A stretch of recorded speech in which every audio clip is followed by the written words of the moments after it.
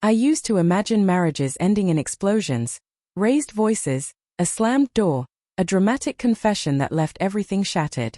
But mine didn't break apart like that. It thinned out slowly, quietly, almost courteously, like a river wearing down rock over years. My name's Rowan. I'm 38. And for most of my life, I believed patience was one of my strengths. Steady, reliable, the sort of man who repairs what's cracked instead of tossing it aside.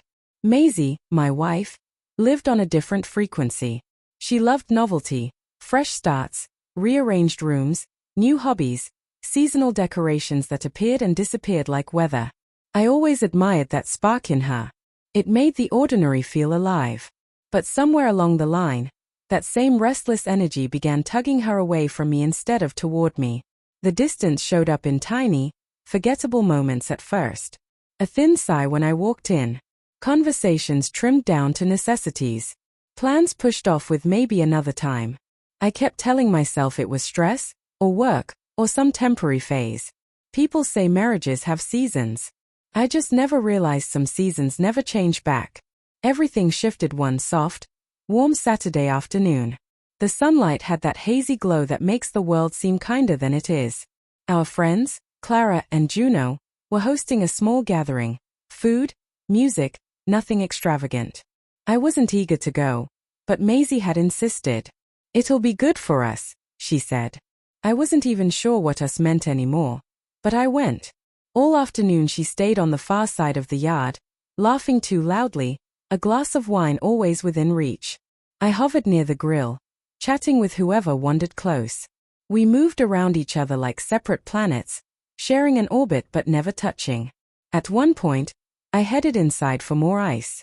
That's when it happened. Not a fight. Not a betrayal. Just a sentence. I was walking down the hallway toward the kitchen when I heard Maisie's voice coming from Clara's bedroom. Half whispered, but sharp enough to stop me cold. "Honestly," she said, "I'm just stuck with him." Clara replied, but I didn't catch her words. Everything inside me stilled. Stuck. Such a small word, but it hit like a collapse. She wasn't upset, wasn't crying, wasn't venting in anger. She said it the way someone talks about being stuck in a long checkout line or stuck waiting for a bus. A nuisance. An inconvenience. A thing you tolerate. I didn't step into the room. Didn't confront her. I just stood there long enough for the sentence to lodge itself in my chest, then backed away quietly. For the rest of the gathering, I moved on autopilot while that one line repeated over and over. Stuck with him. It felt like a verdict, final, careless, already decided. We barely spoke on the drive home. She scrolled through her phone, chuckling at something.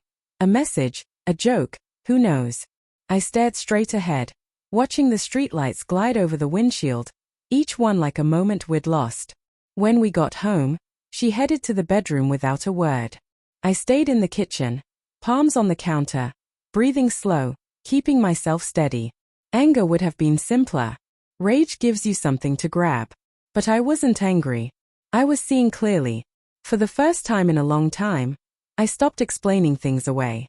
The next morning I made coffee like always. She wandered in, hair tousled, sweatshirt slipping off her shoulder. For a moment, that old familiarity tugged at me. Habit can feel an awful lot like love if you squint. She poured her coffee and leaned against the counter, phone in hand. I looked at her, really looked, and realized she'd left our marriage long before that party. I just hadn't wanted to believe it. She glanced up and noticed me staring. "What?" she said. Not irritated, not tender, just neutral. "I heard you yesterday," I told her. Her eyebrows lifted slightly. "Heard me what?" "At Clara's. You said you were stuck with me."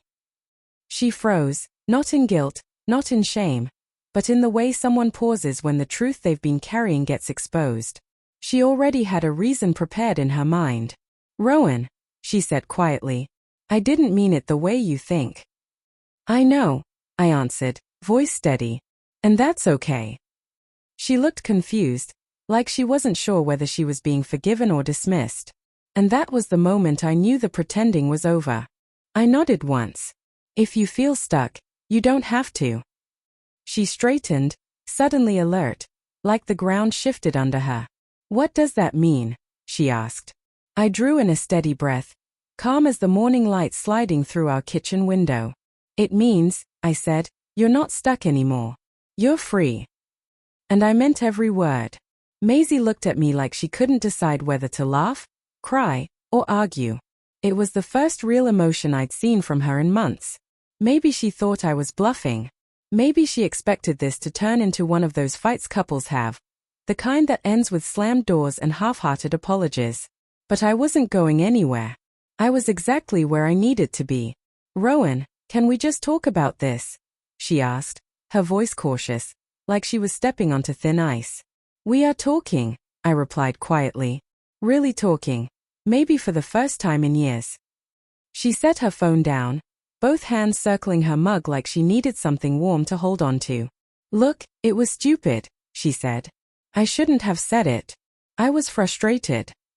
It wasn't stupid, I said gently, cutting her off. It was honest. And I'd rather hear honesty than pretend things are fine. She let out a shaky breath. I didn't mean I'm stuck with you forever. I meant I feel stuck in life, routine, responsibilities. I didn't mean it's all your fault. But I remembered the day before. The way her voice had gone flat. The way she'd sighed to Clara, sounding less overwhelmed and more uninterested. Like she was describing a job she regretted taking. You meant it enough, I murmured. A quiet stretch of time passed. She stared at the floor, and for a moment I saw the woman I married, the hopeful one, the one who believed she could build anything she wanted. Somewhere along the way, we both lost our direction, but only one of us kept pretending everything was fine. Finally, she whispered, so what now? You want a divorce? I shook my head. I'm not demanding anything. I'm offering you a choice. You don't have to stay with someone you feel trapped with. Her jaw tightened, defensive. So you're just letting me go? Just like that? Not just like that, I said. It hurts more than I expected. But holding on to someone who doesn't want to be held? That hurts worse. She dropped into a chair, stunned. You're serious? I am.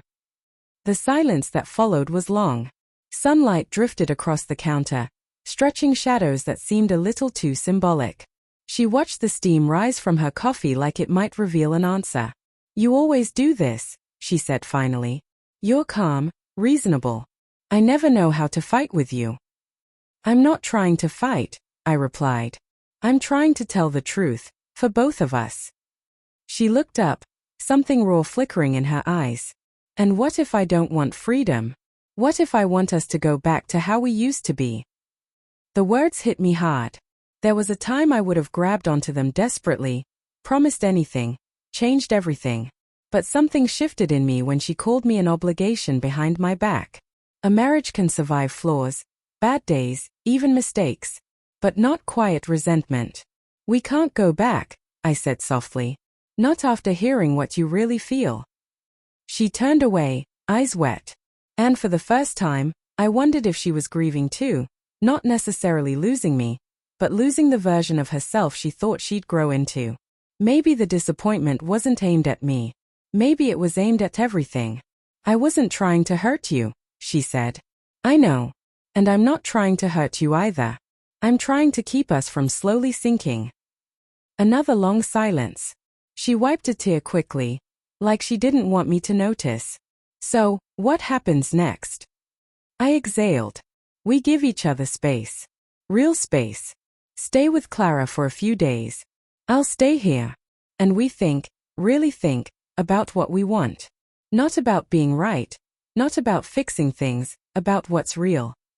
She nodded, small and fragile. Okay, she whispered. She went to pack a bag. I stayed in the kitchen, listening to the soft sounds of drawers and zippers. When she returned, she paused at the doorway. Rowan, she said quietly. Yeah. I didn't mean everything I said yesterday. Not the way you heard it. I nodded gently. Maybe not. But sometimes the truth slips out dressed like frustration. She swallowed hard. What if I come back? Then we talk again, I said honestly. And if I don't? I met her eyes. Then that's okay too. You deserve to feel free. And I deserve someone who doesn't feel trapped with me. Her lips trembled, somewhere between a sad smile and regret. You're a good man, Rowan. I didn't reply. She opened the door, stepped outside, and closed it softly behind her. The house went quiet. Not heavy, not suffocating, just quiet. Peaceful. I didn't know if she'd return. And for the first time, I wasn't afraid to find out. Because the truth was simple. If she stayed, it would be because she chose me. And if she didn't, it would be because she knew she shouldn't stay. Either way, neither of us would be trapped anymore.